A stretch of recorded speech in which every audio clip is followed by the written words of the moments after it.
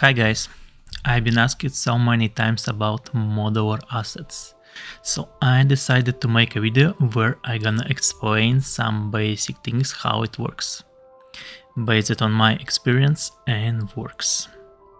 So what the heck is a modular asset? Before we start, join our Discord art channel with over 800 stylized artists. We are preparing art challenges next month. Okay. Now grab some coffee and bunch of my courses. We have many things to talk about. Modular assets are used almost in every game. Buildings, dungeons, rock structures, cliffs. Basically anything where we can reuse our asset parts to not create the new ones. Imagine creating a whole town where every pixel is unique. That's crazy expensive and endless work. No one needs it. So, what kind of modular parts do we use? Parts for game engine modular kits generators. You want to keep those parts in correct sizes, like 2x2 meters with about 0.2 thickness, so developers can import those in their kits and generate different variations of buildings and dungeons. The parts can have pillars, planks, borders and other decorations attached to them to generate endless variations of objects. Parts with unusual sizes and forms. It can be some unique roofs, building extensions, wall segments, and so on. Those modular assets are not for developer kits and probably gonna need to set them on your own. Tileable texture parts. It's our floor, walls and ground textures placed on the plane mesh. They connect with each other perfectly from all sides. Modular level parts and building floors. Making bigger levels, you can make wall interior rooms, tunnel parts, or building floors for easier reuse in the game. And not losing time by creating everything from small parts. It saves a lot of time and makes your life much easier.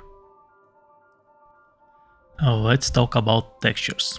What do you need to know about textures for modular assets? Tileable textures. You'll be using a lot of tileable textures. It should be unwrapped on the plane, not using anything else with it, just your tileable texture.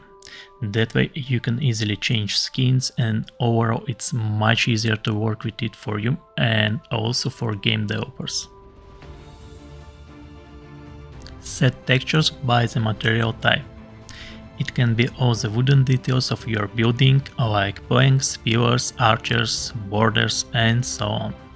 Same for the stone materials and all other that is possible to place like that.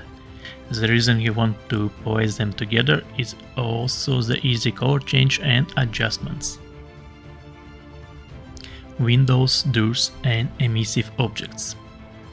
Why do you place doors and windows together? Yes, they could have emissive maps.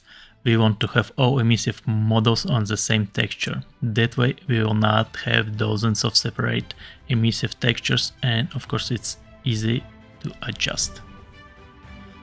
Pivots for modular parts like walls, floors, pillars.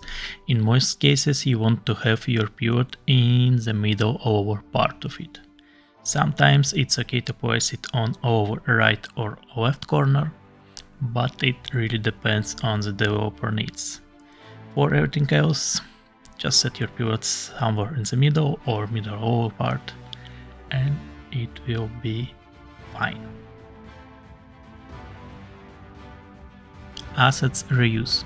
Don't be scared to reuse your assets to create new variations of models.